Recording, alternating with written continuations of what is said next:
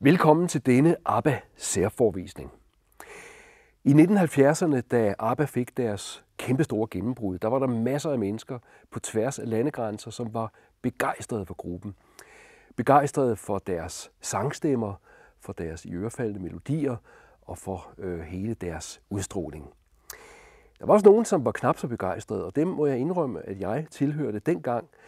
Vi var nogen, som syntes, at ABBA var for poppede, at der var for meget glimmer, at det ikke var dybt nok, at det ikke var seriøst nok. Sådan tænkte jeg dengang. Sådan har jeg det absolut ikke nu. Jeg synes, at ABBAs musik, ABBAs sangskrivning, ABBAs måde at lave sange på, er ganske unik. Og jeg bliver fascineret af masser af de her sange, som jo har kultstatus efterhånden. Dancing Queen, SOS, Money, Money, Money. Jeg tænker, at der i virkeligheden måske er to niveauer i ABBAs musik.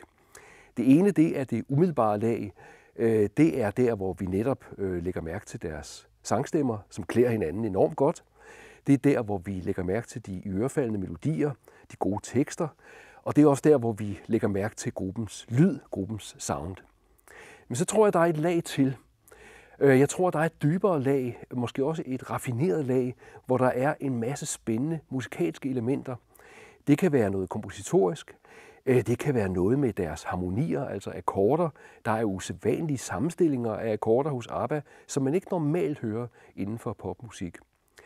Så kan der også være noget formmæssigt, den måde, at forskellige formled, som det hedder, altså forskellige afsnit af musikken, ligger efter hinanden på. Og så kan der også være effekter, gimmicks kunne man også kalde det, hvor ABBA lydmæssigt gør noget, som man heller ikke plejer at høre de fleste bands og sangskrivere gøre. Så der er altså en række ting i det raffinerede lag, i det dybere lag, som gør, at ABBAs musik ikke alene er dejlig at lytte til, men faktisk også er spændende at forholde sig til. Og så plejer jeg at sige sådan her, at ABBA startede i dejlig dur. Dur, det er den lyse, positive tonart, og at de sluttede i mørk mol. Mol, det er den melankolske tonart. Det er selvfølgelig lidt firkantet sagt, men der er alligevel en stor bue fra Waterloo, som var knap 3 minutter, som kun består af vers og omkvædet, og som næsten udelukkende går i dur-akkorder, og så frem til en af de sidste sange, The Day Before You Came, som var næsten 6 minutter, som har en helt anden sound, som er meget mere meditativ. Der er store pauser mellem tekstlinjerne, og så er der masser af akkorder, og der er også instrumentale mellemspil. ABBA, det er musik, efter min mening, af høj kvalitet. Rigtig god fornøjelse med filmen.